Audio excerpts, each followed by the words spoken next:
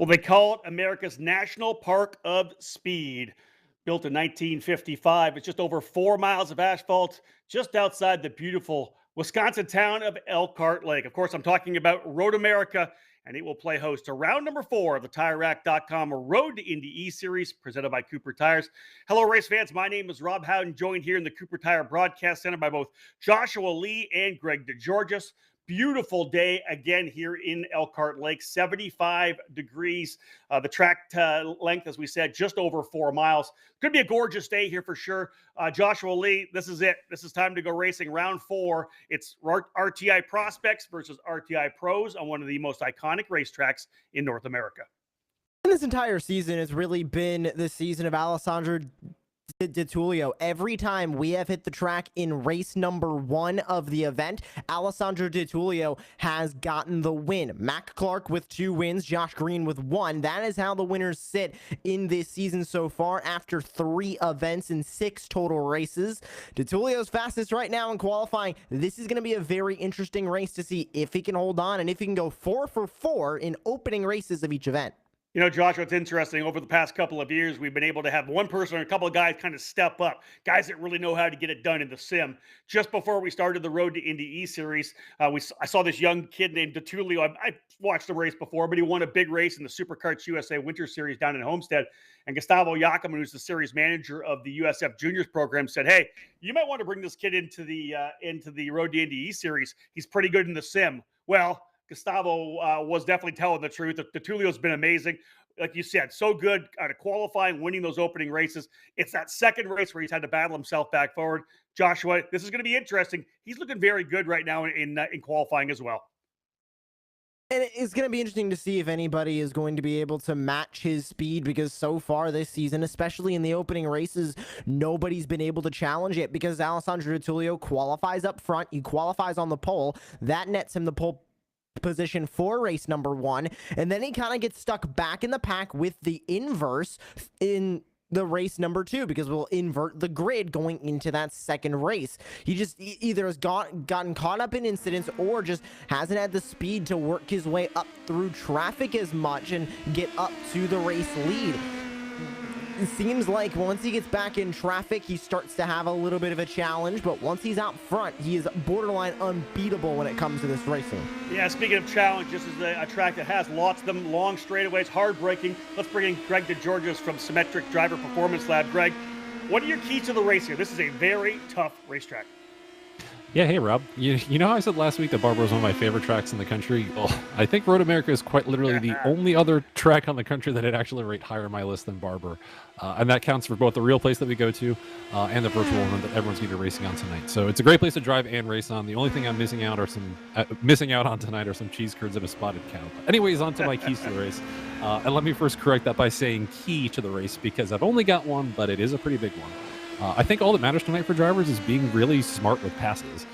Drivers tonight all know how big the draft is and how many passing opportunities they're going to get. You've got on the front straightaway into turn 1, on the middle straight between turns 3 and turn 5, my recommended place to make a move tonight, and out of the carousel and into the kink and into Canada corner. We've got long straights, big braking zones. There might be some drivers chucking some Hail Marys in the corners hoping they're going to stick, and that's made a bit worse here in the sim with the repair ER bills, fortunately, non-existent. So my point being, though, is that there's no need to force a pass absolutely anywhere, even with these fairly short races. If you're close enough and have the pace, you should have no trouble getting a pass done with a draft. If you're not fast enough and you force a pass, even if you don't really send the other guy off, try to make it stick, you'll probably lose the position on the next straightaway anyways here. So I think the point being is just being the last guy to make the move on the last lap or timing the pass so that you can build a gap before the next guy comes in. I'm thinking of Daniel Frost's move in Indy Pro 2000 back in 2020 on Devlin DiFrancesco, where he got him by a car length on the last lap there. So my bottom line tonight, play it smart, make the moves at the right time, and you'll reap the rewards. Yeah, no doubt about it. Road America, very fast racetrack. So many unique corners. That's why it's one of my favorite racetracks on the circuit. Top 6 drivers from qualifying now on the track for their pole shootout session. So let's head to IndyCar Ministry Chaplain Jason Holt for the Invocation, followed by the national anthem. Let's pray. God, thank you so much for the gift of life, the gift of today. God, may we not take for granted all the things and the ways that you have blessed our lives, including this event that's about to take place. God, we thank you for the gift of technology and the talent that these drivers have. God, I pray that you put those talents on display today with a great race, a smooth race, that we can enjoy this as we get ready for another racing season ahead. God, I thank you that we can ask all this in Jesus' name. Amen.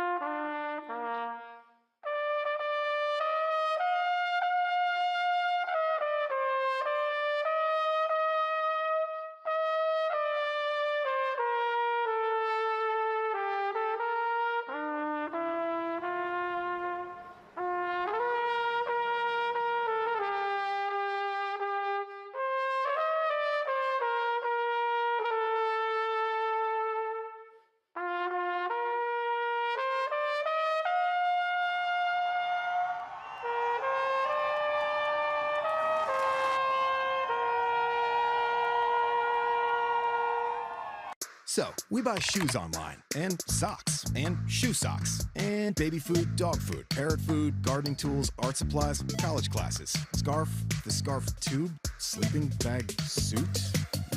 Yeah. So why not buy tires online? TireRack.com is North America's largest online retailer of tires. Find, buy, then have them shipped to one of our trusted independent installers for safe, easy installation. TireRack.com, the way tire buying should be. Online, with all that other stuff.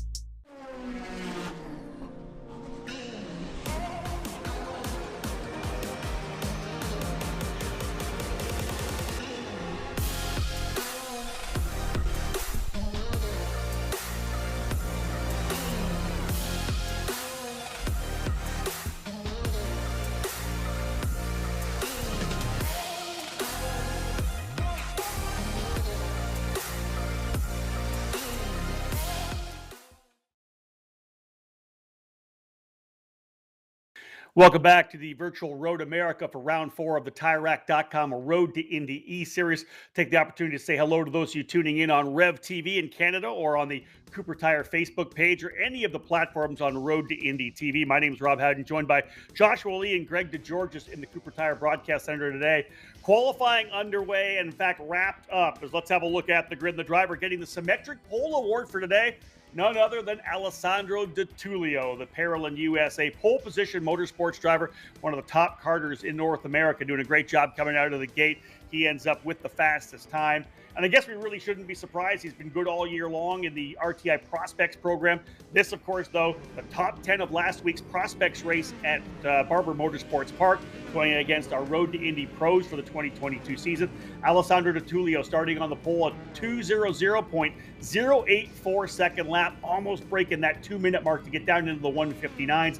Regardless, he qualifies on the pole. We'll start alongside Frankie Mossman, a young driver who we have watched come into this program, hoping to be part of the USF 2000 series this year, trying to put a program together for the month of May. Looking very good here at Road America. He'll qualify on the outside of the front row in the 77. Row 2, one of our winners on the season. He won at Indianapolis Raceway Park on the oval for Turn 3 Motorsport. Driver we'll see in Indy Pro 2000 this year, Josh Green in the number 3, back by just under 0.4 of a second. And on the outside of row number 2, multi-time SCCA runoffs race winner, had a fantastic second half of the season last year in USF 2000 for Legacy Autosport. Simon Sykes just over 0.4 back. He'll be on the outside of row number 2 in P4. Starting out row number 3 to the inside will be Matt Brabham in the Andretti Racing outfit. Mac Clark, who has 2 race wins this season, back in Virginia, and Barber, both race number 2 of those events. He's looking for race win number 3, starting from the 6th spot here. Victor Anderson is going to start to the outside of the 4th row on the grid in the Velocity Racing development number 30. And then Dylan Christie is going to start to the outside of that 4th row, P number 8 on the starting grid. Dylan Christie with D-Force Racing, and let's jump in here right now. Announced probably just a couple hours ago, Matt Clark. It says Clark Motorsports, but he just announced that he will be with D-Force Racing in the USF Juniors program this year. Driver out of Toronto, Ontario, Canada, a protege of James Hinchcliffe, and we'll look forward to seeing him battle for the title in USF Juniors this year. Capping off the top 10, row number 5, Lucas Mann, another Canadian of Ontario for Exclusive Autosport, the number 74, starting on the inside. P9 for Lucas Mann. It'll be Tyke Durst, who will be in USF 2000 with Canelo Racing this year, and the number 17 starting 10th. In row number 6, Nikita Lastishkin. Saw him last year in Indy Lights. Went all the way through the entire road to Indy, USF 2000, Indy Pro, and Indy Lights. Last year running with HMD Motorsports. I know Nikita still working hard to get a program together for this year. He'll start 11th alongside a driver who will be a rookie this year. Made his debut last season in USF 2000, a couple of races. But we look forward to seeing Christian Weir, the Illinois driver for Turn 3 Motorsports, starting P12. Trey Burke is going to start in P number 13 with Jake O'Neill to his outside on that 7th row. Dean Dibdahl, one of the faster drivers from Barber Motorsports Park 1 week ago. He's looking to continue that speed starting from P number 15.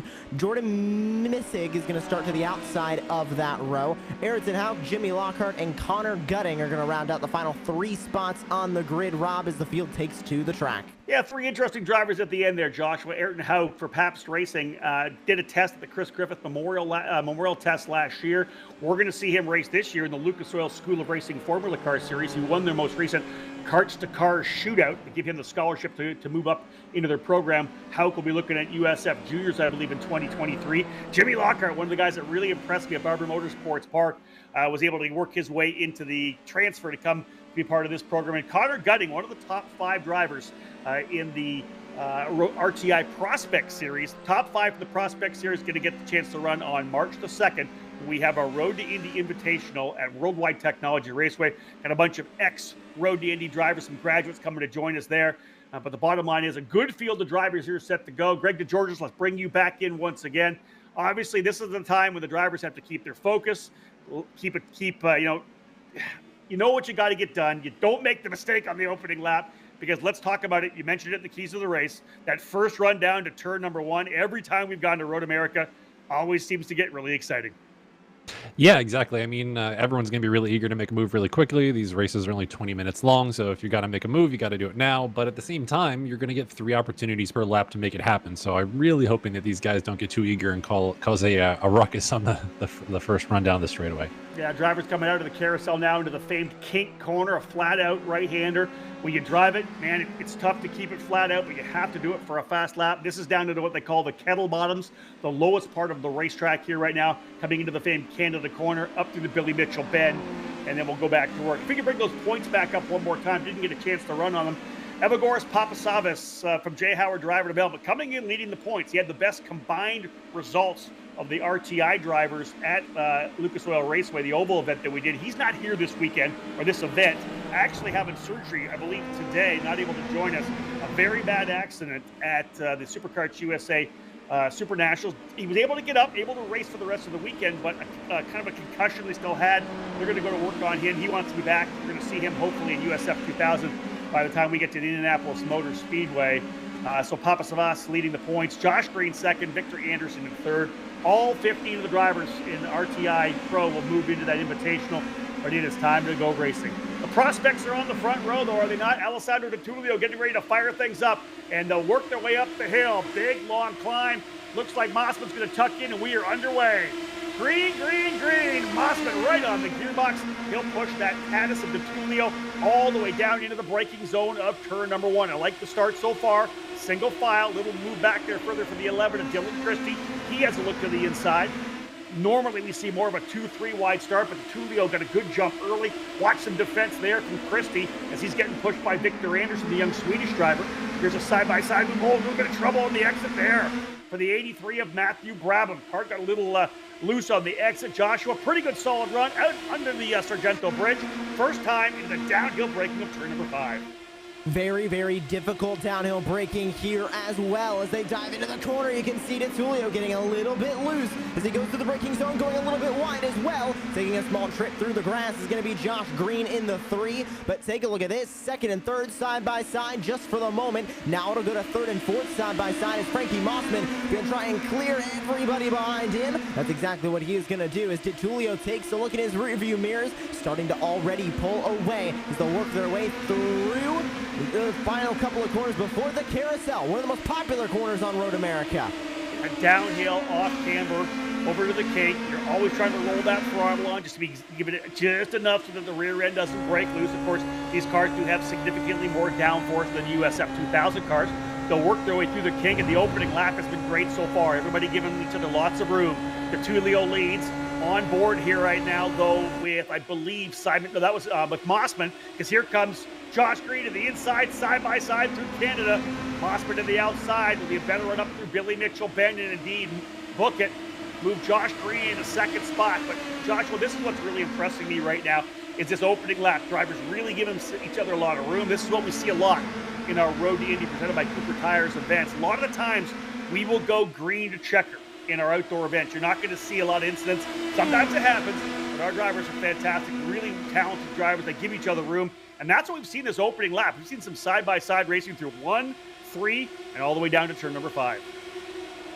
And you can see just there for a moment an incident involving the 63 and the 019 currently under investigation. And you can see there just some connection issues being prompted there between the 63 and the 019. So it was reviewed, no action taken, as I believe one driver just sent off into the grass. That was Simon Sykes that got sent way off the racetrack. Here's is a replay of, I believe, the incident involving the 63 and the 019 that has led to the action. It looks like a dive to the inside from Simon Sykes, and there he goes, the 20 getting sent off the racetrack. Yeah, that was interesting. It looked to me like Matt Clark had gotten pretty much alongside him down into the corner. Probably surprised Sykes a little bit, and it's more of an over-under there. A little bit of contact sent Sykes off the racetrack, but his superior car control, he holds on to P11 to get back out here. Some pretty aggressive racing early on. Tulio is the leader, Mossman second, Green in third. 3-driver breakaway right now. Dylan Christie taking advantage of that chaos a bit because you see that Clark in the contact got a bit sideways. Here's a good fight. Dean Dibdahl up there with Jordan Missing. It's the number 10 of Connor Gutting there as well. It's, again, Dean Dibdahl representing the World Karting Association, running side by side. Oh, look at Missing. Missing had to get a bunch of wheel into it, and that's exactly what I talked about. Greg DeGeorges will bring you in. That particular part of the racetrack coming through the carousel, the car always wants to start to step out. It's off camber, downhill. You keep putting the wheel into it, you put the throttle into it, and that's when exactly what we saw with Missing. You lose that rear end, you got to go to work. Yeah, exactly, and that's assuming that you have full downforce on you. There's a car ahead of you is taking all that away. So yeah, that unfortunately that was a something that I would think would be a little bit avoidable. You don't need to be side by side through the carousel because you can make the pass many other places on the track there. So hate to see that happen though. Tough one there for as well. Matt Clark getting a leave a drive-through incident responsibility for the incident between he and Simon Sykes. It looked to me like he was potentially alongside, but again, there are a number of race directors here, Johnny Unser being one of them, who is our Indy Pro 2000 race director on the road to Indy. He had a really good look at that. They have, obviously, with iRacing, a ton of different camera angles to look at. Clark getting the drive-through. And I'll tell you, Greg, I don't know that there's a longer, more painful pit lane to have to drive up on a drive-through. Yeah, exactly. It's painful to just turn along at whatever, I believe it's 35 miles an hour. I'm not sure if iRacing matches our pit speed in real life. No, it's really painful. It's probably one of the longest pit lanes in that these cars are going to see all year. Tulio starting to use that outside line where he goes on the far right side of the rumbles coming down into turn number 5 and then comes back across it. That's a tough line to take actually in real life racing, but you know, you got to find out what the limits are here in iRacing. He's doing a great job so far, but I'll tell you, Joshua, we've seen him be able to pull away in past races, but I'll tell you, Frankie Mossman and Josh Green are keeping Tulio honest here. I wonder whether or not the draft helping a bit, maybe in the longer straightaways. Tougher here coming through the carousel, though Greg had mentioned it. You start getting the aero wash, you lose the air off the front wing. The car wants to push, but otherwise Mossman and Green, I think, doing a pretty tremendous job.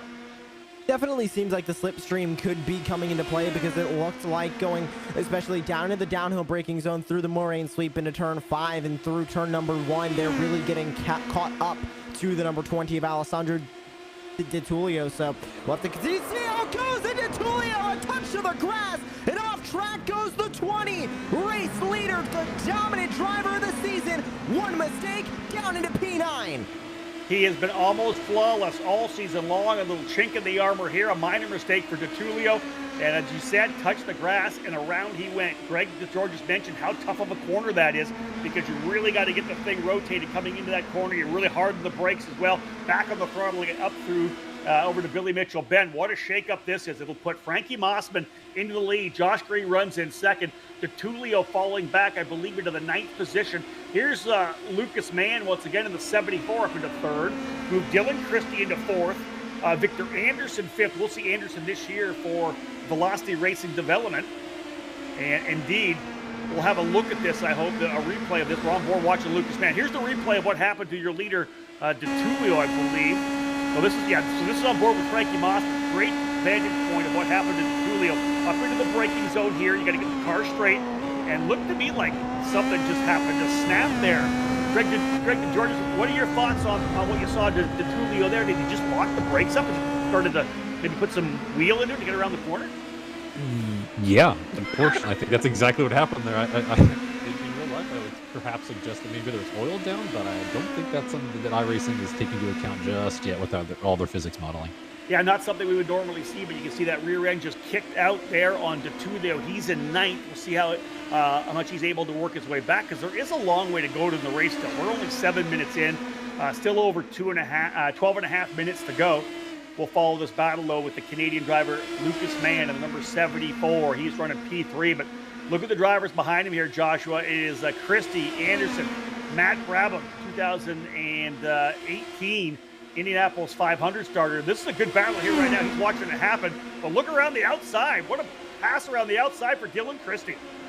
Unbelievable move there, and it's very easy to make a move when you're coming through the kettle bottoms going into turn number 12. You get a ton of slipstream. One driver's taking that just tiny little turn. It's not even counted as a turn on this racetrack. If one of them takes it a little bit wide, you can get to that inside and make that move work. And a fantastic run from Dylan Christie there. Now Lucas Mann gonna have to fight from the 2nd spot. And the pressure now on Dylan Christie. He's not only trying to fight the 74 behind him, he's trying to fight as well the 30 and the 83. He's trying to fight 3 cars at once to hold on to that top 3 spot. But around the outside, here comes Lucas Mann in the 74. The Canadian trying to clear the pack, and that's exactly what he's going to do. And now here comes the 30, Victor Anderson at the outside of the 11. Close to contact, but they're going to keep each other honest. A little bit off the road goes the 30, but a clean move on Dylan Christie to keep that defense for P4.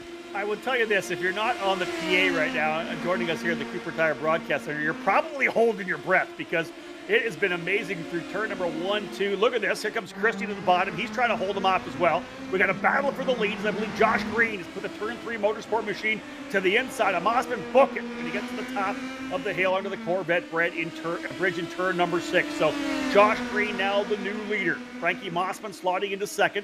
You see the battle coming through turn number 7 down here into the hurry downs. It is Lucas Mann, Dylan Christie, Victor Anderson, and Matt Brabham. I had mentioned Brabham running in the Indianapolis 500. That was PureTech T. Murray back in 2016, not 2018. But Brabham, a former USF 2000 champion, Indy Pro 2000 champion. That was 2012, 2013. Worked his way to try to get into the NTT IndyCar Series. Couldn't quite get a full-time ride. Has been one of the stars of the Stadium Super Trucks program. And Josh, what I think what's exciting is he's pressed the reset button. We're going to see him back in Indy Lights this year with Andretti Autosport. Could see Matt Brabham find himself with a 3rd Road to Indy championship if all goes well. And very exciting, of course, and everybody getting geared up for the Indy Light season and the IndyCar season as well, getting closer and closer, and around goes the 30. Off and into the grass goes Victor Anderson, got loose, touched the grass, and another mistake for one of the faster drivers on the grid, and Victor Anderson is going to fall all the way down the order. Again, Rob, simple mistakes are taking out some of these drivers, and it's so easy to do. One small touch to the grass, and it's very, very easy to lose that machine. And we've seen it multiple times so far tonight, and especially this season with the simple mistakes being made here in race number 1. There's a battle between Nida Lastoshkin and Christian Weir for 7th, but indeed, coming up out of Canada Corner and coming through Billy Mitchell Bend, there used to be a Billy Mitchell bridge there. They got rid of the bridge, And it's a high commitment corner. You're coming up over the hill like that, and you really have to have the car placed correctly. Maybe just asking a little too much on the outside. We will have a look at the replay here of what happened to Victor Anderson. Again, that was the battle for fourth, fifth, and sixth. Lucas Mann now holding that spot. Again, we're watching this fight here between Christian Weir and Nikita Lastashkin. Good scrap for 7th place. And here is the replay of what happened to Victor Anderson, the VRD driver, coming up out. You can see they worked their way through Canada corner. And indeed, Christie's already up the road. They're coming back up the hill. Is there contact between Mann and Anderson? No, Anderson dropped the wheel on the outside of the corner, trying to set himself up potentially. I think that maybe Joshua Luke Mann was coming over a little bit to driver's right. It looked to me like Anderson just dropped the right side Coopers into the grass. Same thing we had seen before. Off he went, and as you said, all the way down now to 13th.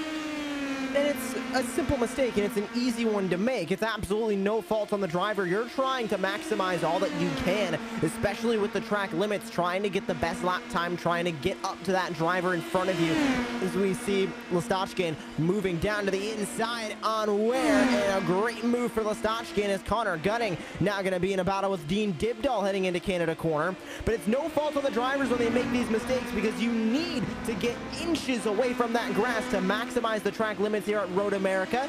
Sometimes you just fly a little bit too close to the sun and end up getting burned, like we've seen with at least Alessandro De Tullio and most recently Victor Anderson on this racetrack. Connor Gutting and Dean Dibdahl battling it out here for the top 10. Big run for Dibdahl coming out of turn number 14. He'll pull alongside as they come across the start-finish line. You see the TireRack.com logo right there. Big thank you to TireRack.com for, again, being our title sponsor of this year's Road to Indy eSeries presented by Cooper Tires. Dibdahl will finish the pass coming down into turn number 1. Mentioned the fight as well further up the road. Nikita Lastashkin into 7th as he was able to get by Christian Weir, but Simon Sykes, after his off track in turn number 3, clawing his way back up as well. Let's just bring this out here as well, Joshua, as we are coming around to the 13-minute mark. 7 more minutes to go. Right now, Dean Dibdahl, that battle we saw between Dibdahl and Connor Gutting would be for the pole position for race number 2 when we invert the top 10. So that battle, very interesting. We'll watch to see if any other drivers can work their way back up into this fight. But Josh Green still leading the way. Frankie Mossman putting a lot of pressure on him. And Greg, you know, you spend a lot of time. Greg, of course, DeGeorgis from the Symmetric Driver Performance Lab, the official trackside simulator program we have. He has a fantastic simulator in the trailer, in the Road to Indy paddock. Greg, you do a lot of coaching with these drivers. This is it, right? This is when they're doing all the working out. It's all about trying to be good at the end of the race. You don't want to run out of steam. What would you be telling a guy like Josh Green running up front right now? Yeah, that's a tough one. No, it's one of those just you have to keep your eyes focused. Don't look in the mirrors any more than you need to. Really keep your focus ahead. Put the best laps you possibly can and really make it to the last lap. Much like a lot of the endurance racing that I've done engineering with before, it's all about placing yourself in the best possible place at the end of the race at a place like here at Road America. If I'm Frankie Mossman, I'm just thinking I'm going to try to pressure Josh into a mistake, or I'm going to wait till the last lap to really think about trying to chuck him. It's really just making it a race to the last lap at this point. And this is a racetrack that you can do that on. You can wait for the last lap. If you block down in turn number 5 to the inside, it's a pretty easy over-under back up the hill. Same thing kind of down in Canada corner. What we're seeing right now is a tremendous run forward again by Mr. De Tullio. Alessandro De Tullio in the Parallel USA livery machine has got himself back up to P4. Having made that spin, the issue that happened down in Canada corner, getting by both Matt Brabham and Luke Mann. Now trying to work his way forward. Here is, again, Matt Brabham, as we say. You see the Carlisle logos on the car. Very excited to see him back in the Indy Lights program this year. Matt, again, one of the stars of the Road to Indy in 2012, 2013. Dominated the Indy Pro 2000 category in 2013. Here's Frankie Mossman trying to put that pressure on Josh Green. There's just over 5 minutes remaining, so look at maybe 3 laps to go here. And Mossman doing everything you're supposed to do. That car livery, that of Cape Motorsports. Frankie telling me trying to put a program together to be part of the month of May this year at both the Indianapolis Motor Speedway Road Course and on the 5/8 mile oval at the Indianapolis Raceway Park, the newly renamed Indianapolis Raceway Park, back to the historic IRP name. It would be an opportunity for Mossman to get a feel for this race car, do a bunch of testing through the season, and then focus on a full campaign in 2023. But Josh, well, listen, if you're going to do it somewhere and you want to put your name on the map and you want to get your name within the talking, the discussions of the road to Indy, do it here in the eSeries, right? He's been really good. Mossman putting a ton of pressure right now on Josh Green. And something I noticed when he was going down into turn number 5 this last time by Rob was he was going almost a full car length more off the track than Josh Green was. Just trying to hit that apex, get to the inside. So we see a penalty from race control, car number 82, grabbing incident responsibility. That's Ayrton Hauk, and he is going to serve a drive-through penalty this next time by he comes across the pit lane. But the 77 just trying all he can to arc these corners and get to the inside of Josh Green. He might have another opportunity here, but it looks to me, Rob, like he's just staying in that slipstream, buying his time. He wants to make the move late, so Josh Green doesn't have any opportunity to retaliate coming back on him. Well, I'll tell you, I like what both these drivers are doing right now. We're seeing maturity out of both. Josh Green ready to go into what would be his fourth season, I believe, actually, in the road to Indy. Good to have him moving up to Indy Pro. He's ready to go win some races up there. But Mossman, a young driver here, showing a ton of patience. I like to see that, the poise and the maturity, pushing the gearbox all the way down. And the one thing they got to watch out for, and I hope both these drivers have spotters who are in their ears now, DeTulio starting to come on strong. Now, Luke Mann has been able to hold on to DeTulio, as has Dylan Christie. We'll see what happens here, but DeTulio's a man on the move right now. With 3 minutes to go, I don't know that he's going to be able to catch him. And again, let's bring this up too. Dean Dibdahl right now with the 10th position. That is the final transfer, and we're on board with Dibdahl right now. There's Connor Gutting. If he gets by, that's a pole position. These guys are racing for the pole. For race number 2. Very important part of this event. We got a couple of really good mono A mono finals. Josh Green versus Frankie Mossman for the win, and Dean Dibdahl versus Connor Gutting for the pole of race number 2. Rob, you have to wonder how aggressive Connor Gutting is willing to get for this transfer spot. How bad does he want to start on the pole for race number 2? Because we have seen statistically throughout this season with Mac Clark, Josh Green, and Mac Clark again being our race 2 winners from Virginia IRP and the Barber Motorsports Park. Starting up front is important. Starting up front can lead to an increased chance at grabbing the win. We've seen Alessandro DeTulio work his way from around P11, P12, and even P10 when he won race number 1, starting to work his way up through the pack, but not having enough time to get up to the front. If that's Alessandro DeTulio, one of the fastest drivers that we have seen this season, any other driver is going to exponentially struggle trying to get up through the field, so they need to start up front. How much is Connor Gutting willing to do as the field takes the white flag? Frankie Mossman down to the inside for the race lead. Mossman to the inside at turn number 1. Book it. He goes to the lead early. He'll go on the defense mode for the rest of the lap, I would expect, unless he can pull away here from Josh Green. Was he holding the bunch back? It's a really good run. Out of turn number 3, he'll move to the inside of the racetrack, trying to break that draft a little bit. DeTulio finally able to clear himself from Dylan Christie, Luke Mann, and Matt Brabham. So DeTulio in third, back on the charge. Mossman's going to run the inside of the racetrack. This is what I'm talking about. Josh Green going to the outside. Mossman holding it back up the hill. He's going way to the inside there. He's going to hold that line. Ooh, I'm not sure if the race director's going to like that move back to the outside of the track. Back up through turn number 6. Mossman, a little bit of exit oversteer. Car getting a little sketchy up onto the rumble through 7. Good final lap here right now for Frankie Mossman. He's got about a length and a half coming into the hurry downs, but a long way to go still. A lot of very crucial corners coming through the carousel now under the Speedsville Bridge for Johnsonville. And again, Mossman holding about a 4-car length lead. He does get a warning for blocking coming out of turn number 5, so the warning is laid down for Mossman. What kind of a run can Josh Green get coming down through the kink? Can he get him down into Canada Corner? You know that Mossman's going to run the inside line. Final lap here for race 1. Round number 4 of the TireRack.com Road to Indy eSeries. Green trying around the outside. They'll be side by side through the corner. Mossman having some trouble coming back up the hill. Lots of forward bite for Green. He'll take it to the inside of Billy Mitchell Van. Book it. He's back through. Josh Green trying to hold him off. Down into 17. Mossman's going to do the over-under. Here comes the run as they come back up the hill. Mossman could have a good run here. Here it is. It's going to be a side-by-side finish up the hill. Who's going to win round number 1? How close is it? I think it's going to be Frankie Mossman at the line. Mossman wins at the line. Wow, by just 0.02 of a second, Frankie Mossman with the victory. What a final lap. Josh Green holds on for second. Alessandro DiTullio after the wreck works his way up into third. Dylan Christie in fourth. Luke Mann and Matt Brabham rounding out that battle for fourth, fifth, and sixth. Simon Sykes off the racetrack. He gets back to seventh. Christian Weir eighth. Nikita Lasterkin in ninth. And Joshua, Dean Dibdahl ends up in 10th. He will start on the pole position.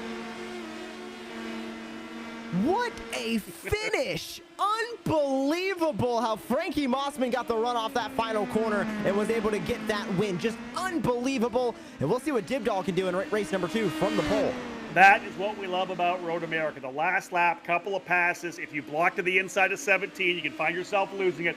Exactly what we wanted to see in round number 1. Some great racing out of our drivers here on the road to Indy. Frankie Mossman with a big victory. We'll talk to him after this break. An important decision is afoot. This man is about to buy tires on TireRack.com. Tire Rack is the leading online retailer of tires in North America and a repository of advice and expert reviews. And it's done! All that's left is to arrange for safe, easy installation at one of our independent recommended installers. Well, I guess he did that too. TireRack.com, the way tire buying should be. It's your Uncle Cooper. Your SUV is a multi-purpose tool, like a corkscrew fish scaler. And that means your tires should be multi-purpose too. Like these Cooper rugged Treks. They're tough, but also run smooth as butter. And with dual sidewalls, it's like having a multi-tool that can look like a completely different multi-tool. Don't take that idea, by the way. I'm gonna patent it. Go with the Coopers. Cooper! Welcome back to Road America, the opening race of our doubleheader here of the TireRack.com Road to Indy eSeries presented by Cooper Tires. Has done it in the books, and what a fantastic race that was. Let's have a look at the results. We'll give you a quick run through the top 10.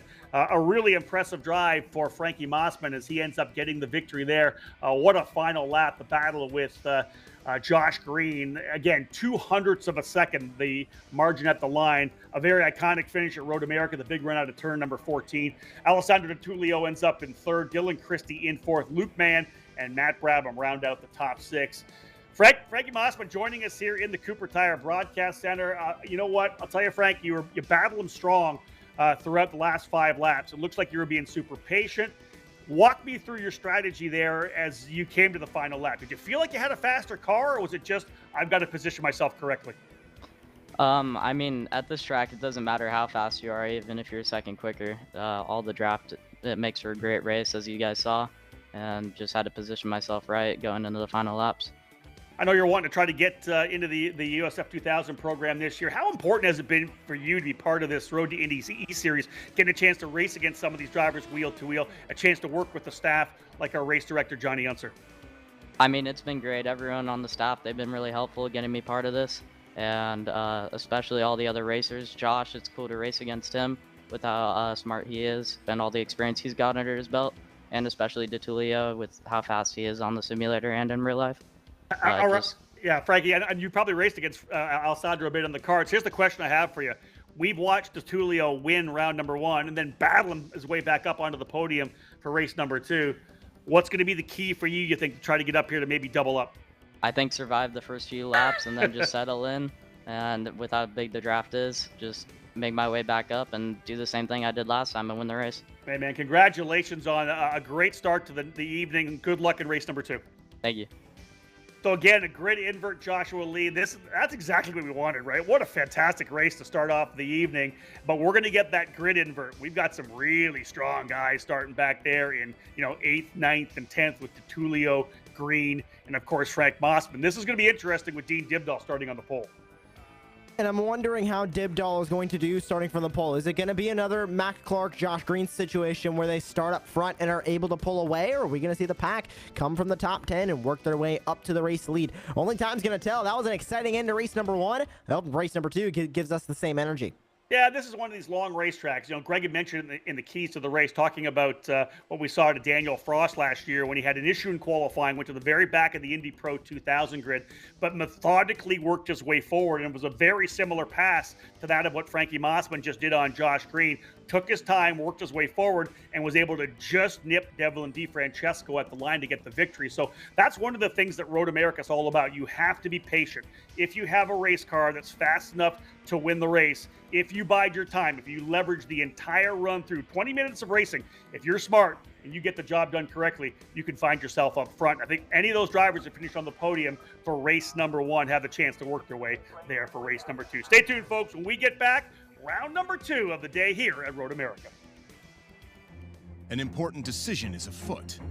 This man is about to buy tires on TireRack.com. Tire Rack is the leading online retailer of tires in North America and a repository of advice and expert reviews. And it's done! All that's left is to arrange for safe, easy installation at one of our independent recommended installers. Well, I guess he did that too. TireRack.com, the way tire buying should be. Rickmotech, high-performance sim racing equipment. Whether you're just looking to have fun, train for race day, or become a serious esports competitor, Rickmotech has you covered. Hundreds of name brand parts. Support from experts that love sim racing. Trusted by the pros. There's only one place to go, rickmotech.com. Welcome back to the TireRack.com Road to Indy eSeries presented by Cooper Tires, live here from the virtual Road America in Elkhart Lake, Wisconsin. Let's have a look at the grid. Dean Dibdahl starting on the pole position for the World Karting Association after a strong fight for that 10th position. That invert moves him to P1. He'll start alongside Nikita Lastushkin, the Russian-born driver who lives in Los Angeles. Lastushkin on the outside of row number 1. Row 2, Christian Weir for turn 3. Motorsports USF 2000 driver here this year. Alongside him, as I said before, multi-time SCCA runoffs champion and USF 2000 driver for Legacy Autosports, Simon Sykes. Starting in P number 5 will be Matt Brabham. Lucas Mann is going to start in that 6th spot. We saw all these drivers in a heated battle through race number 1. Let's see what happens in race number 2. Dylan Christie is going to start in P number 7. And there's Alessandro Di Tullio. It's not P10 like it was in the last 3 race number 2s, Rob. It'll be P number 8 where he's starting here at Road America. The two drivers who faced off for the race 1 win, Josh Green and eventual victor Frank Mossman, will be on row number 5, 9th and 10th respectively. Josh Green for turn 3 Motorsport, Mossman under the Mossman Motorsports banner. Row number 6, Connor Gutting for Connor Gutting Racing in the number 10 rather, starting 11th. Outside of that row, row number 6, Jake Bonilla for D-Force Racing. Down the rest of the grid, Jordan Missig is going to start in P number 13. Victor Anderson will start P14 with Mac Clark and Tyke Durst sharing that 8th row. Lockhart, Hauk, and Burke are going to round out the 19 drivers who are looking to take the green flag here in race number 2, Rob. Amazing finish in race number 1, and now we have a lot of those drivers having to fight their way up through the pack, but we saw a lot of mistakes in race number 1 as well. Race number 2 can go either way. Yeah, I think we've got a couple drivers just inside the top 10, as we know. Mossman, Green, DiTullio. But I also like Victor Anderson and Matt Clark, both the drivers having issues in race 1. Of course, Anderson going off the racetrack, Clark with the incident with Sykes and a drive-through penalty. Both those drivers, I think, are going to be able to work their way quickly into the top 10 and eventually maybe battling for the top 5. Corvette pace car working its way around here. Greg DeGeorgis, again, this is all about what you talked about, right? You talked about what happened with Daniel Frost and Devlin DiFrancesco. These drivers who have fast race cars now need to have a lot of patience. They got to maximize what they have, stay out of trouble, because we have a 20-minute race, and they can most definitely get to the front. Yeah, I couldn't have said it better myself. This is turning into a very complicated, high-stakes game of like a hybrid game between playing chicken and playing leapfrog with each other to be the last one to make a move, so that you're the one who crosses the line, and everyone's trying to do the same thing. So, yeah, it's going to be really interesting to see how all this plays out this time. Overall, were you pretty impressed with the racecraft in race number 1? Yeah, absolutely. I mean, through the entire field, we saw some really good racing. He's probably the one for first place there. So, yeah, it's going to be really interesting to see how it plays out, and especially now that everyone's got a whole race of experience with each other to see how far they want to go, and the stakes are going to be a little bit higher. This is the last one to determine who goes to the All-Star Invitational Gateway in a couple weeks. Yeah, the cool thing is you know that when we go to commercial and everybody in the broadcast room, once we go off air, goes, wow. So we were thoroughly impressed. Joshua, I know you were as well. Drivers starting to line up through kettle bottoms. I think this second race is going to be even better than the first. And that's, of course, always what we want to happen, but I genuinely think it will, because we have those same drivers that are now having to fight their way from traffic. They didn't have to do that in the last race. It'll be a challenge for them, and with only 20 minutes, that's only going to work out to about 10 laps at 2 minutes per lap on this course. Anything can happen, and this could be the most exciting race number 2 we have seen of the season. Mac Clark and Josh Green are the only 2 winners in race number 2s this season. Can we get a third unique winner, or will Mac Clark or Josh Green be able to grab this win? Hold your breath, ladies and gentlemen. We're set to go for round number, 2 of the day here, round 4 of the entire TireRack.com Road to Indy eSeries. Dibdall on the inside, Losterkin on the outside. Dibdall gonna punch off. We're getting ready to go racing. Good start to the outside as well for Simon Sykes. How about 3 wide? Maybe 4 wide here. Green, green, green. Drivers racing their way up now into turn number 1. Dibdall gonna stay to the bottom of the racetrack as you expect that he would. Laster's gonna tuck out a little bit. We're right in there as well. Luke Mann going to the inside. Drivers side by side, and no! Around goes Lasterkin. He loses the outside of the car coming through turn number 1, and Nikita Lastishin goes around, and the chain reaction gets a lot of drivers caught up, and in fact it allows DeTulio to work his way up into 5th position. Man, I like the move to the outside, Joshua, but it got ugly as they worked their way on turn number 1. I think there might have been a bit of contact there as well, Rob. We'll see if we end up seeing that replay, but take a look at this side-by-side 3-wide moment for P2 as up the inside, up the middle goes Matt Brabham in the 83. Touch to the grass on the outside for Dean Dibdall. He tries to keep it straight. Here comes the 20 of Alessandro DeTulio already into the podium places. He goes for 3rd. Brabham's turn. The 11 is around as well. And it looks like the 019 and the 17 also involved. Multiple drivers getting caught up in incidents on the opening lap here on race number 2, but now Lucas Mann sits in the lead. Winner of race number 1, Frankie Mossman in 2nd, and Alessandro DeTulio, Mr. Where Did He Come From, is up to P3 already. Is it DeTulio's birthday? Because that was a serious gift right there. It looked to me like coming over the hill of turn number 6, that blind left-hander, bit of a tank slapper, I think, for Brabham.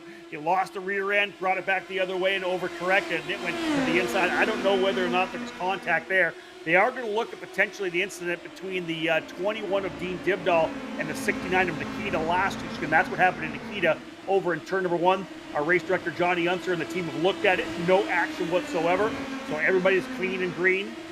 Fantastic start here for Luke Mann. He goes up front, but let's have a look at the replay of the incident that happened. Oh my, it's around. That is the leader around. Luke Mann loses it coming out of turn number 14. What is happening in race number 2? And Alessandro DeTulio, the seas have parted. He has worked his way to P1. Mossman once again onto the gearbox with Sykes, and I believe that is now Josh Green up into 3rd, Sykes into 4th. This is absolutely insane. Let's get that replay while things settle down here a little bit to see what happened in turn number 1. We're right on board with Dibdall to see whether or not there was any contact at all. Dibdall to the inside. When you do have, there was contact, yeah. I don't, when you have, Joshua, that kind of an inside line, you've got to brake a bit earlier, right? If you try to go to the regular braking zone, the car's going to push through. I don't know that, I think maybe he pushed a bit. It seemed to me like he was still on the inside. It looked to me like Lasterkin might have been just coming across to try to hold the spot. And of course, going down into turn number 1, the adrenaline's pumping. It's the opening lap of the race, the opening turn of the race. You want to make sure that, especially if you're in the lead, you hold that lead. And Lastiskin, very possible that he might have just gotten a little bit too aggressive on that defense and led to that contact. But even down on the inside line, you got to be especially careful to not move up into the driver to your outside. Looks like they might have just met in the middle. Might have been a little bit fault to both, and they end up making contact, and often into the grass they went. But how about Alessandro DeTulio to the race lead, and Frankie Mossman exactly where he was when he won race number 1 on the gearbox, trying to chase him down with Josh Green in his rearview mirror. They are also looking at an incident between Josh Green and Matt Brabham. We do have another replay to have a look at here. Let's see what we've got here from our production crew. The incident, here they are coming back up now. This is Matthew Brabham. So this is what happens to Brabham here. Back up. It's a blind left-hander. You work your way. That's Brabham on the inside. I think we're on board with. Oh, look at that takes. A couple drivers just having some trouble. That was the 11. That's Brabham we're on board with. The driver up front who did exactly the same thing is the number 11 of Dylan Christie. And Greg DeGeorges, what's that all about? Coming over the hill there, I know the car gets a bit light. Is that literally, like I said, is it just a tank slapper losing the rear end? Yeah, it looks like that. I know there's some, depends on where you are in that corner, even from inside to outside, what direction the track topography is kind of going. So whether the car is unloaded there, you always have a little bit of oversteer to deal with in the exit there coming out of turn 6. So unfortunately, that caught Matt out there, unfortunately. Back with a target here on Dean Dibdahl, fighting it out right now as well with Trey Burke in the Joe Dueling Autosport, number 63. Burke going to be jumping into his second season in the Cooper Tires USF 2000 Championship. That's the fight for 6th and 7th. As you see, Jimmy Lockhart's been able to work his way up the order now into the 5th position. Dibdahl dropping a wheel coming through what they call turn number 4 here at the track. He'll look to the inside of Burke, but can't quite get it done. Behind Dibdahl would be Lucas Mann after the issue he had coming out of turn number 14. And I'll tell you, Joshua Lee, that's tough. For a guy like Luke Mann, who's been showing so well here, he'll be in the RTI Invitational, finishing the top 5 in the RTI Prospects races that we had earlier in the winter here. But to be leading like that with open racetrack and a bit of a gap behind, man, he's got to be just gutted with that one. And that's another one of those mistakes that is definitely going to be a learning experience for him. I can guarantee you he is not going to make that same mistake coming out of turn number 14 again. That is a mistake you only make once, but like you mentioned, just unfortunate for Lucas Mann. He has been here for the last couple of rounds. He has always shown promise. He has shown speed, and unfortunately, just a simple mistake taking the Canadian out of the race win spot. But DeTulio leading the way, Mossman Green, and take a look at the 19 of Simon Sykes. Don't count him out. He is still within striking distance there of P number 4 within that slipstream. And as we go north of 6 minutes gone in this race, on board with Josh Green. What is going to happen as Mossman sits in the gearbox and in the wake of DeTulio again? Is he going to go for the move late like he did in the last race? Or is he going to try and go for it early as Simon Sykes? How about the number 19? Fastest lap of the race so far. Yeah, this looks to me like a carbon copy of what we saw in race number 1 early on before the issue that we had with DeTulio spinning around at Canada Corner. Very similar right now. Same drivers up in the middle of this fight with Frank Mossman and Josh Green and Simon Sykes. We'll have a look here at Aaron Houck right now. He's battling it out with Matt Clark, who now has the new D-Force livery on the machine. Again, as I said earlier, just announced the signing of Clark with D-Force for the USF Juniors program. Clark working his way back forward. He's actually down in Houston right now at the D-Force Racing Shop at MSR Houston on their simulator. So a little bit of a different simulator for him. But here's the fight. Look at this. Green back to the inside of Mossman. They're going to try to go side by side out of turn number 6. And again, coming over top of that rumble, that's when the car kind of gets a bit light. You know, Greg DeGeorge talked about the topography and how maybe the track starts to break away a little bit there. I have a feeling that maybe both Dylan Christie and Matt Brabham just might have kind of spun the tires a bit coming over the rumble. You have to be really, really dainty, I think, really kind on the roll and the throttle on there, precise. You can't just mash the throttle coming out of 6. Car very light coming to the top of the hill there. But Josh Green, the driver on the move right now, getting himself by Mossman. Here's the issue, Joshua. You and I have called a lot of races already this year with Alessandro DeTulio. You cannot give him this kind of a gap to pull away. They need the draft to stay with DeTulio. Yeah, once he breaks free, he is a borderline unbeatable, and Mossman now moving down into 3rd. I think he might be able to kiss his race win hopes goodbye because Josh Green now in 2nd. You talk about that gap, about 8 tenths separating DeTulio and Green now. I think that's just a little bit too much. As I was talking there, up to 9 tenths goes the gap in between DeTulio and Green as they go up the hill. About to go to 1 second on the interval between the race leader and 2nd place.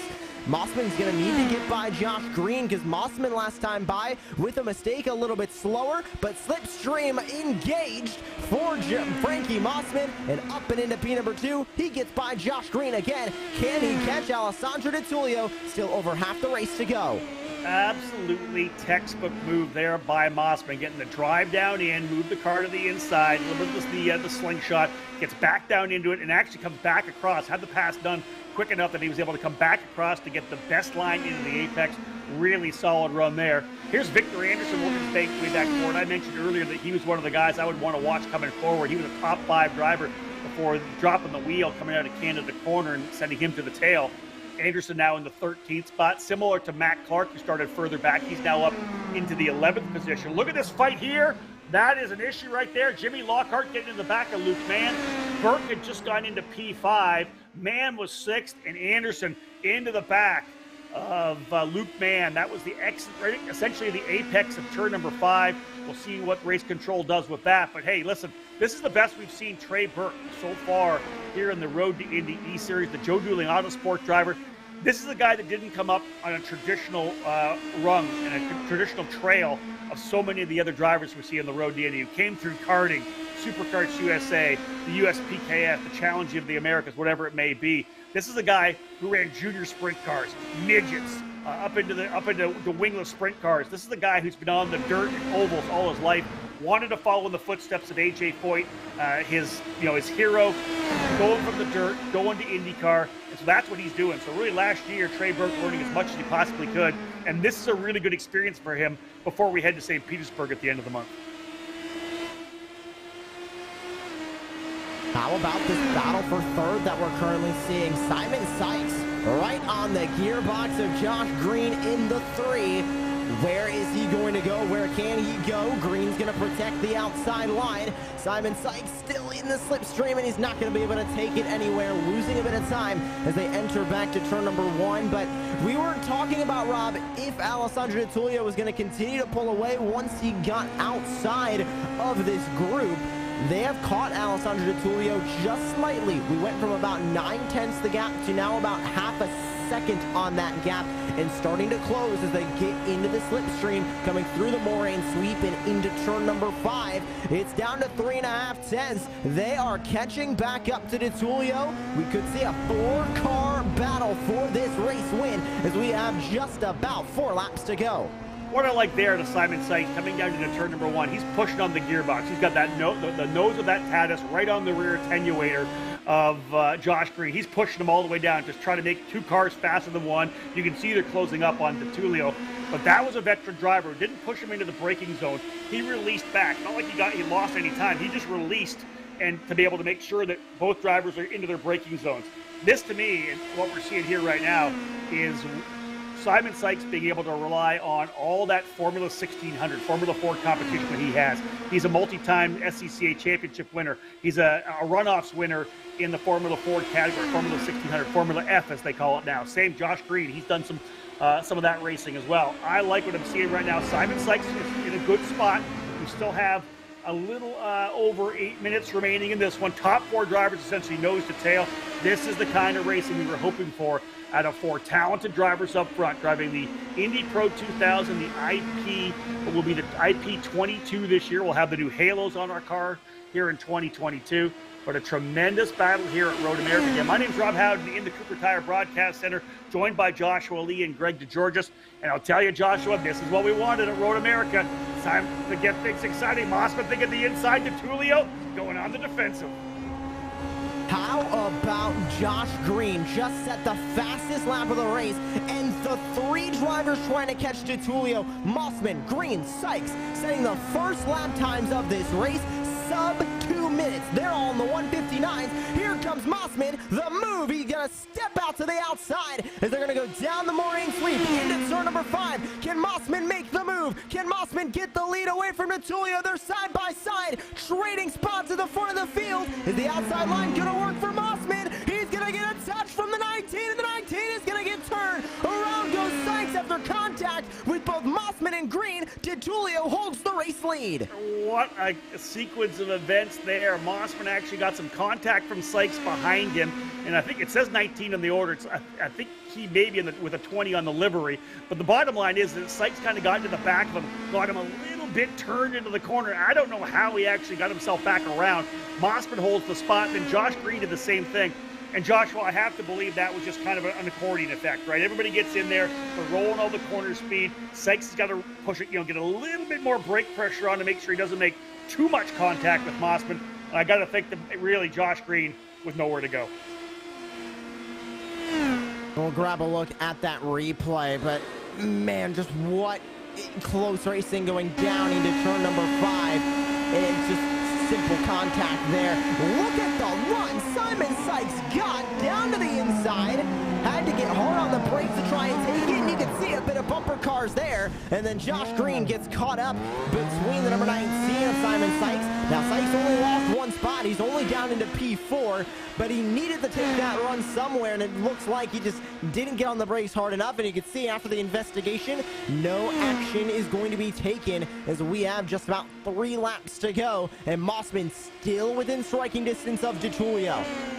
What was very interesting there to me is Sykes gets into the back of Mossman. The car gets sideways. What saved Mossman was the fact that his left front ended up making contact with DeTulio's right rear. Kind of recentered the car, allowed him to get back on the throttle. And of course, the contact from behind from Josh Green onto Sykes sent him around. I thought for a second there that this was going to send DeTulio out front and was going to make him untouchable. But I got a feeling right now, Frankie Mossman is buoyed. He's got that confidence from race number 1. He's done this already, and that's the beauty of this. We see a lot of this, Joshua, out of the younger drivers. And Greg, we can bring you in on this as well. A lot of these young drivers, once they finally got settled in, they get that victory. They get a little bit of confidence, that motivation. This always plays into it. We talk about it a lot in Road to Indy. Wins breed wins. Greg, we see it all the time. Mossman just looks like a driver who has had a lot of confidence in that number 77. Yeah, exactly. I mean, I think Frankie learned in the last race exactly what he wants to do in this race. If I were him, I'd be thinking about it, making the move even later on the last lap here. So it's going to be really interesting to see how this plays out here with about 2.5 laps to go. Indeed, as Greg had said, Mossman pulled the trigger early on that final circuit of race number 1, and he ended up losing the lead but having to get it back on the drag race of the line to the guy back there in 3. In the number 3, just a little bit outside the screen there. That is Joshua Green. Josh Green running P3 in the 3 for Turn 3 Motorsports. A lot of 3s there right now. Guys up front, though, are the 2 we have watched significantly throughout this year's TireRack.com Road to Indy eSeries. This battle between Alessandro DeTulio and Frankie Mossman. Mossman looking to try to see if he can't go 2 for 2. What a battle it will be. 4 minutes to go. You got to think. I don't think we're going to get 3 laps. I'm not sure. We may be able to. I think it could be just 2 because we're running out of time here right now. Of course, iRacing going right off the time. Look at Mossman pushing the gearbox down. And again, Joshua, this is all about the mind games again, right? You're trying to push him into a mistake. I just don't know if DeTulio's the guy that you can force into a mistake. It's going to be tough if that's the strategy here from Mossman, but just remember what we saw in race number 1. Mossman was on the gearbox for multiple laps, just waited for the opportunity to where he can make that move and not have to worry about getting passed again. So he saved it for that final lap and was able to get by, and then had absolutely no defense there from on out, and he was able to grab the race number 1 win. If Mossman grabs this race number 2 win, he will be the only driver this season to sweep an event. We've been to Virginia, IRP, and Barber so far. Every single round, we have had a different winner. Alessandro DeTulio and Mac Clark in Virginia, Alessandro DeTulio and Josh Green in IRP, and then again, Alessandro DeTulio and Mac Clark at Barber Motorsports Park. This will be the first time we have a driver sweep an event, and the 3rd unique winner of race number 2 in each of the events we've had this season. Drivers down now going through the kink, DeTulio and Mossman into kettle bottoms, and this will be interesting whether or not they're able to get underneath the start-finish line before we see the white flag. We'll see what happens when they come around here, but again, a little bit of a lead right now for DeTulio as he's trying to see if he can't get that victory that eluded him in round number 1 of the day. They work their way now out of Canada corner, back up through Billy Mitchell Bend, riding on board with Alessandro DeTulio, who'll be back in action with Carolyn USA at the Supercarts USA Winter Series event at AMR Homestead Miami Motorplex this weekend here down in South Florida. Here's the big run back up the hill. DeTulio right there. Will we see the white flag? I think we may. We'll see when they come across the line whether or not we get the white flag from the starter. We do. White flag flying. Final lap here. Mossman's going to go to the outside. DeTulio to the inside. They'll be side by side to turn number 1. Hold on. Oh, big outside run. Not the best move there for Mossman. He'll work his way back down the hill into turn number 3. DeTulio still with the lead. Final circuit here for the drivers in this program. And Mossman has some trouble in turn 3. Drives off the outside of the racetrack, drops a wheel, and loses a ton of exit speed. And I got to think that may be enough for Alessandro DeTulio. It was going to have to be a perfect lap for Mossman to close back up. I don't know that he's going to be able to get it done. There is the Parolin USA machine for DeTulio. Mossman running P2. Nonetheless, a tremendous evening for Mossman here in the TireRack.com Road to Indy eSeries. He has shown so well. Josh Green running 3rd. Simon Sykes in 4th. Trey Burke into the 5th spot. The best we've seen out of Burke in this year's eSeries. But I'll tell you, Joshua, I thought we were going to have a last lap battle, but, you know, just a little mistake. You can't drop a wheel on the extra 3, and that's all it took for DeTulio to have the gap he needed.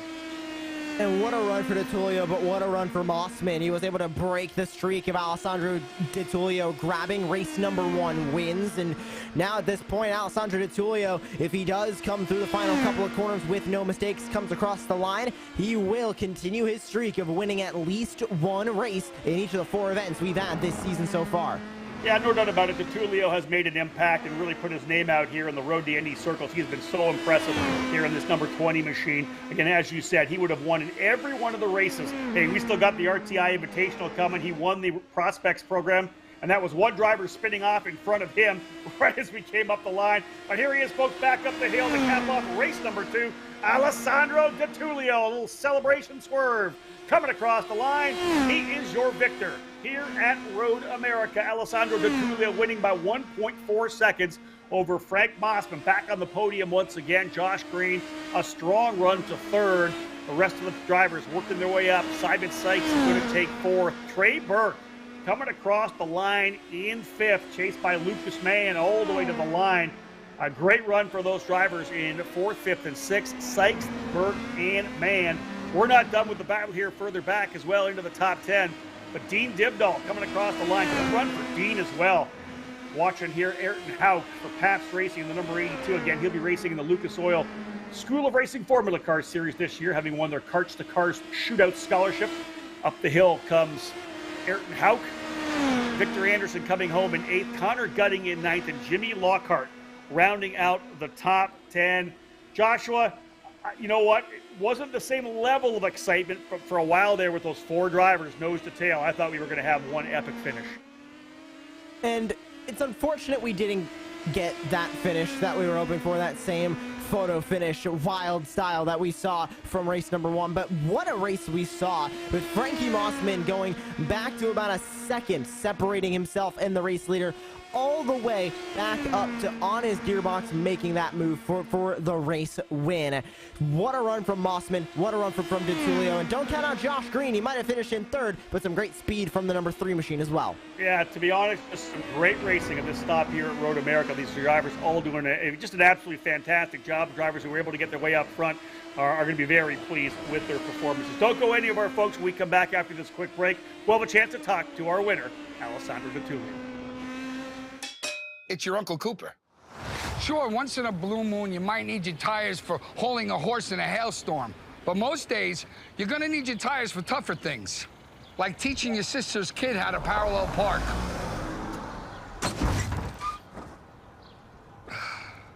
Thankfully, these Cooper Enduro Maxes aren't just tough, they're everyday tough. Okay, there's a lot of improvement. Go with the Coopers. Cooper. Rickmotech high-performance sim racing equipment. Hundreds of name brand parts. Expert support. Rickmotech has you covered.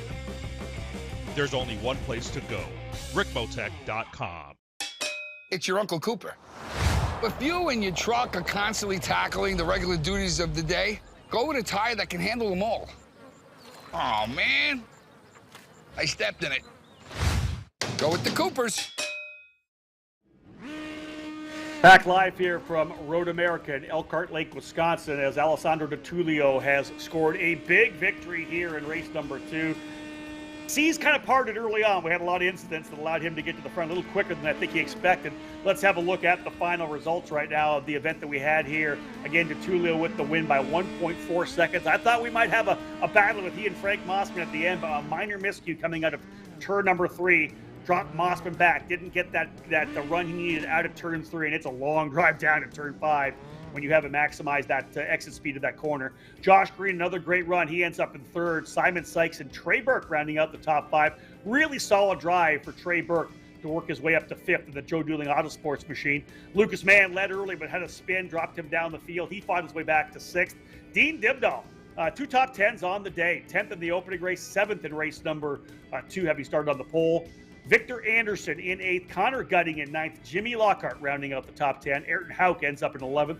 Jordan Missig in 12th. Dylan Christie in 13th. Matt Brabham 14th. Matt Clark had some issues. 3 laps down in 15th. Jake Bonilla, Tyke Durst, and Christian Weir rounding out the 18 drivers. Joshua, all in all, pretty good run. But to be real, we've watched DeTulio have to fight his way forward. Seas kind of parted for him, as we said. Might have been his birthday because he had a little bit of a gift a couple times there. And it still was a great run for everybody behind him, but another dominating performance. 4 rounds, 4 race wins for Alessandro DeTulio. Alessandro, congratulations, man. A fantastic run. A little bit easier than the second races of the other events, because the bottom line was there were guys making mistakes, and you found yourself up at the top 5 pretty quickly.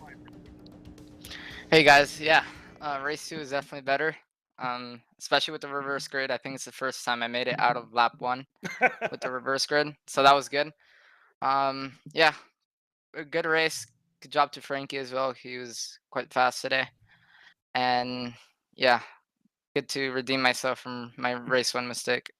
Yeah, so let's go back to race number 1. I want to take the opportunity to talk to you about that. What is it actually that happened in race number 1 into Canada Corner? I saw the gap increasing a bit, and I knew if I got the gap 2 over a second, the draft would have been broken. So there was a possibility I could have pulled away.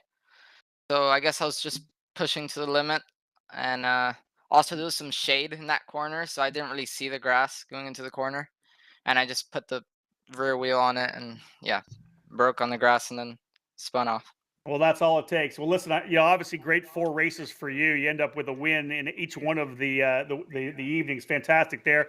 You and I are both going to be down to Homestead for the SuperKarts USA Winter Series finale this weekend, but you're back for the Road to Indy Invitational on March the 2nd. We're going to be running Worldwide Technology Raceway at Gateway. We've already got some of the big dogs, including Oliver Askew, lined up. Are you ready to go against some of the pros? Yeah, it's going to be exciting for sure. Maybe a bit more pressure there. Oval, which I don't really race a lot, so even more pressure. And yeah, I'm gonna have to test a bit, and let's see what happens there. Alessandro, congratulations on a great day today. Thank you, guys. Alessandro DeTulio for Parolin USA with the win here. And again, as Joshua said, he has won at least 1 race at every one of the events that we've had on this year's TireRack.com Road to Indy eSeries. Joshua, just some final thoughts here before we wrap things up here on Rev TV. Just fantastic racing from, I think, the track that we really expected it from, Road America. What a track, what racing we saw. Frankie Mossman, first race win of the season for him, and Alessandro DeTulio now up to 4 wins. We'll have to see how this is going to continue for the rest of the calendar. For those of you watching on Rev TV, we hope you enjoyed tonight's TireRack.com Road to Indy E-Series event. Road America, and most certainly one of the iconic venues in the U.S., and tonight's racing is exactly what we had hoped for. Congratulations again to tonight's winners, Frank Mossman and Alessandro DeTulio. If you want to join us for the remainder of our post-race show, head over to Road to Indy TV's YouTube channel. We're lining up more drivers to interview, and we'll also take the opportunity to preview the track for the season finale. Join us back here on Rev TV this coming Wednesday, March the 2nd for the capper of the TireRack.com Road to Indy E-Series presented by Cooper Tires, when all of the RTI regulars join the top 5 prospects in the Road to Indy Invitational at Worldwide Technology Raceway on that fast oval, where they'll take on the likes of Oliver Askew, James Davison, and Gabby Chavez to name a few. It's been a fantastic program so far. One more big race still to come. Looking forward to it on behalf of everyone. From the Road to Indy presented by Cooper Tires, the Apex Racing TV production crew, our administrators as well at Extreme Motorsports, and of course, my broadcast partners, Joshua Lee and Greg DeGeorgis. This is Rob Howden signing off from Road America. Bye for now. It's your Uncle Cooper. Your SUV is a multi-purpose tool, like a corkscrew fish scaler. And that means your tires should be multi-purpose too. Like these Cooper rugged Treks. They're tough, but also run smooth as butter. And with dual sidewalls, it's like having a multi-tool that can look like a completely different multi-tool.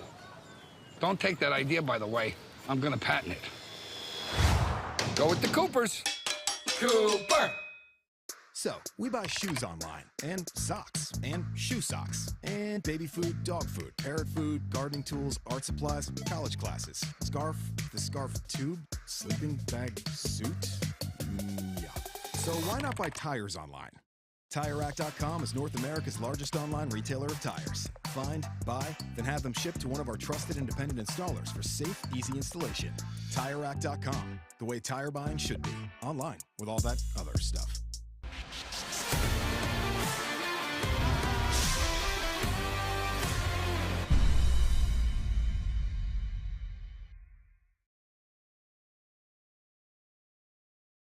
Back live here from Road America. We say hello to those of you joining us from Rev TV up in Canada, wherever you're watching here, whether it's on the Road to Indy TV YouTube channel, the Cooper Tires Facebook page, or any one of the other platforms that we've been streaming this TireRack.com Road to Indy eSeries. My name's Rob Howden, joined by Joshua Lee and Greg DeGeorgis.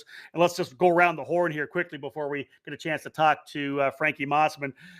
Joshua, this was exactly, I think, what we hoped for out of Road America. This is a track where you can pass on so many areas, and there's enough of a draft that it keeps drivers pretty close. That's what we saw, I think, in race number 2. Overall, man, that's exactly what I wanted to see. The racing was tremendous.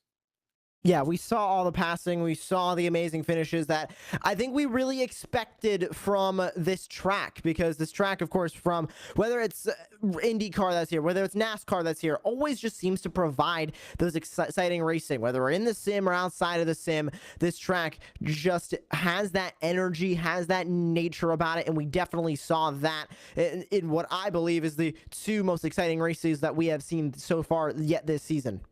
Greg DeGeorgis, I think you said it perfectly off the start. We have a great race like this. Now it's time for a spotted cow. We got to get a Johnsonville brat for sure, and some cheese curds. That lines up the experience at Road America. But again, you mentioned the keys of the race. You can come from the tail of the field. We saw a bunch of drivers work their way from the back and get themselves forward. But I think maybe things kind of dialed up. Maybe the heat got fired up a little bit in the second race, because we had some drivers making some mistakes, really pushing hard to try to get to the front. Yeah, exactly. I think this is really good practice for all the guys who are going to go racing there this year more than anything. One, to get to know how to race with each other, but a lot of the racing stuff that we saw there, it's all exactly how the real stuff goes. The stakes are just a bit higher. I mean, guys don't want to make mistakes, hurt their cars, hurt themselves, or anything like that. That's really the only things that change. But all of the racing stuff, all of the racing technique, the passing, all that stuff is all exactly the same in real life. How impressed were you with some of the side-by-side racing that we had? I was completely blown away. My jaw was on my desk here watching a lot of those races with my mute button on. But no, that was really fantastic. It was really clean for the most part, especially the guys sticking it out too wide in a couple of places where I wasn't sure it was quite possible to do it, but they made it stick. So. Well, one of the drivers that really impressed us, of course, in race number 1 with that last lap pass and then repass, and almost in race number 2 as well, was Frankie Mossman. Frank, congratulations, man. What a good outing overall here at Road America. A big win. We talked to you after the opening victory over Josh Green, the back and forth there. Things got a little more hectic, I think, with this one. You guys had a good 4-driver battle. What were your thoughts when you had all 4 drivers lined up? Were you starting to get a little antsy, or were you kind of settling in knowing the guys around you? Yeah, like you said, getting a little bit antsy because, with the simulator, you don't have to worry about the damage to your car. So people get a little bit sketchy out there. That's why when we went down to the hairpin, saw that move, just lost Simon, and then just had to do what we needed to do. But, mistakes happen, and turn 3, that's an easy place to do it. Yeah, that was a tough run down into turn number 5 there, Frankie. You got in there cleanly. You were in the right spot. Simon got in too deep, got in the back of you, but then he got helped around by Josh Green, kind of an accordion effect. That kind of left you to chase down Tulio, and you, man, were with him for the last couple of laps. In your mind, where is the pass going to be? Because you tried the outside run in turn number 1 and couldn't make it stick. You lost a bit of ground. But at a track like this, you can catch back up. Were you in the right mindset coming down into 3, and was it just a minor mistake trying to roll more speed through there? Yeah, especially after not making it stick and falling back just tiny amount. But I just got a little impatient going into 3 and didn't position myself as well as race 1. So you got to do what you got to do. You know, Greg DeGeorge just talked briefly there about the fact that a number of the drivers that are on the road to Indy are going to get a chance to race here at Road America when we do get there. We're racing with the Road to Indy on June the 9th to the 12th. Our USF juniors will be at Road America on July 29, 30, 31 as well. When you and I talked about getting you in this program, you said, hey, listen, I'm really trying to put something together for the month of May. I'd love to be able to run at Lucas Oil Raceway on the sim. I want to get that experience. Is your mindset now, hey, maybe I got to see if I can get to Road America as well, because you did so well here right now? It seems like it's a track that really suits you. Yeah, for sure. Like you said, it's one of my strong suits, and I feel that I'll be able to position myself in real life just like how I did in the sim, and just try to put it together. But, you know, racing's expensive, so you just try to figure it out as much as we can. That's exactly that. You have to be able to find out the finances. How about expectations? Let's wrap up with that. You had expectations coming in tonight. Did you meet or exceed them, or was the plan to try to get 2 victories here? I feel like I exceeded it a lot, but after that race 1, I wanted that feeling again, and I just have to come back next season or for the Invitational.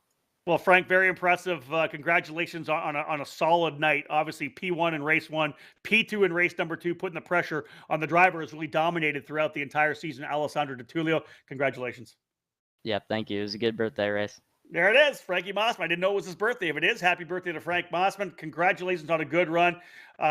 Joshua, this is exactly what we were hoping for. Like I said, some of these young drivers battling it out. And what I really wanted to see and what I got to see was patience, strategy, as opposed to just guys coming in and dropping the hammer.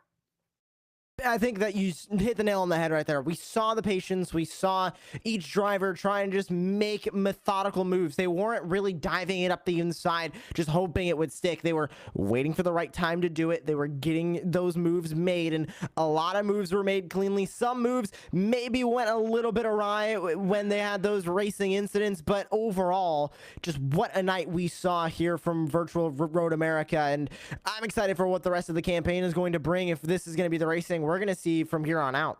Yeah, I'm really looking forward to the 2022 season. USF Juniors, Indy Pro 2000, USF 2000, and of course, Indy Lights as well. And anytime you put together a schedule like this, you want to put Road America on that. Just like people want to go to Worldwide Technology Raceway. It's such a fun oval. But you want to come to America's National Park of Speed. This place is just so beautiful. And the track itself, just a tremendous racetrack. You get so many overtaking opportunities. But let's now move and talk about the event that we have coming up. Just under a month's time, Wednesday, March the 2nd, we'll be heading to Worldwide Technology Raceway at Gateway. This is a very tough track, and it will be our second edition of our Road to Indy Invitational. Number of drivers coming out to play: Oliver Askew, James Davison, Gabby Chavez, drivers who have already confirmed. 1.25 mile oval, and the interesting thing about this particular racetrack is the corners are so radically different. Turn 1 and 2 much tighter, but it does have more banking at 11 degrees.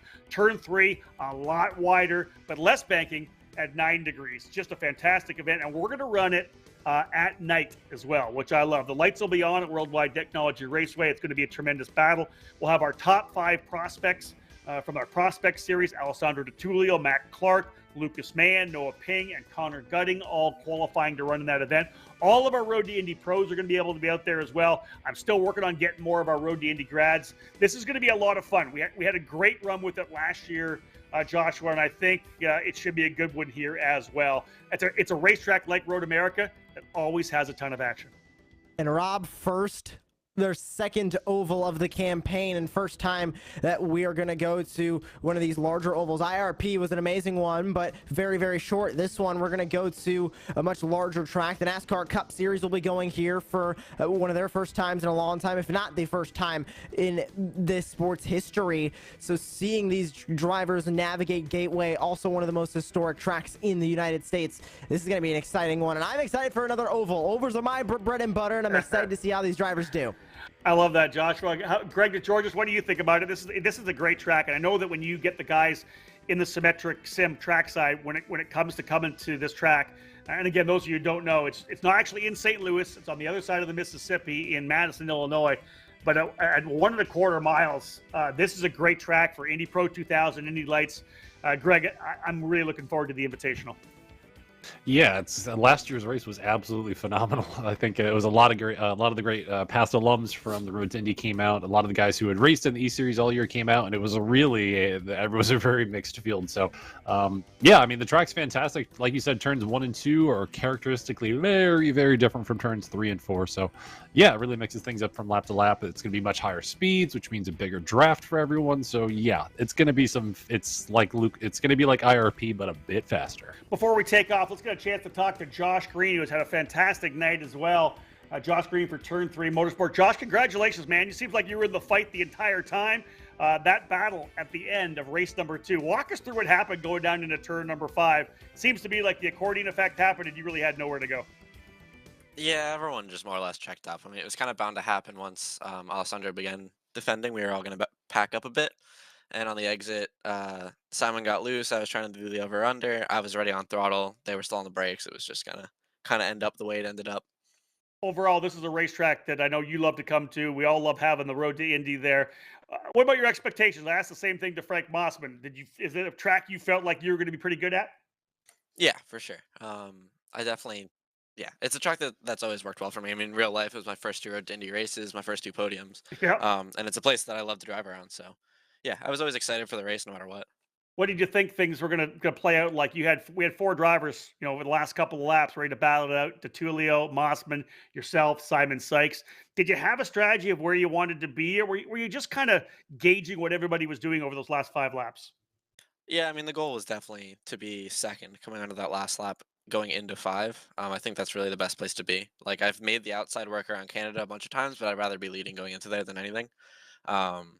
So, yeah, but in reality, after that incident happened, I never really had another chance to do it. So it's just unfortunate. Still a strong run to 3rd place. Let's start looking at. I know we have the Invitational coming at Worldwide Technology Raceway. That's March the 2nd. But before that, we actually get a chance to get into your real car. You're running with Turn 3 Motorsport this year in the Indy Pro 2000 category. We have spring training down at Homestead on the 14th and 15th, just about a week from now. And then, a couple weeks, we head out to St. Petersburg. How excited are you about spring training, and how excited are you about finally going wheel to wheel at St. Petersburg? I'm just so excited to get racing again. I mean, we've had our preseason testing start recently, actually 2 weeks ago. And it was so nice to get back in the car. The new car is really nice with the halo and everything like that. The new tub's really, really pretty. And yeah, I just can't wait to get racing and see what the Indy Pro is like around St. Pete. Yeah, after a couple years in USF 2000, you're ready to go for that Indy Pro, right? Yeah, definitely ready to go for Indy Pro. Josh, congratulations on a great evening here at Road America. Well done. Thank you very much. So we wrapped up our interviews with Josh Green. Final thoughts. Let's go around the horn one more time. Joshua Lee, all in all, a great night here at Road America. And like I mentioned, I just hope this is exactly what we're going to see for the rest of this campaign, because we saw some amazing racing. We saw an amazing finish. If we can keep this up, especially at Gateway, with how tricky that track really is to especially run in a pack of cars, we could be looking at one of the most exciting campaigns that we have seen in the Road to Indy series to date. Greg DeGeorges, what are your thoughts? You gave us the keys to the race at the very beginning. A lot of drivers, I think, kind of heeded your warning and ran pretty strong. All in all, though, again, but the best we could ask for out of a race here at Road America. Yeah, I certainly do. No, and not to pat myself on the back, but I think I called it perfectly correct with everyone. It's all about the passing game here. It sounds like we're talking about football almost. True enough. Yeah, no, it just reminds me why I'm so excited to go racing here and work with drivers to get them prepared for real life stuff. I think this is great conditioning for the guys to deal with the pressure of being wheel to wheel on the tracks that we're actually going to race on this year. So no, I'm blown away at how great the racing was tonight. That was fantastic. Once again, folks, just one more race of this year's TireRack.com Road to Indy eSeries. Wednesday, March the 2nd, we will be at Worldwide Technology Raceway on the 1.25 mile oval. It's going to be a lot of fun there.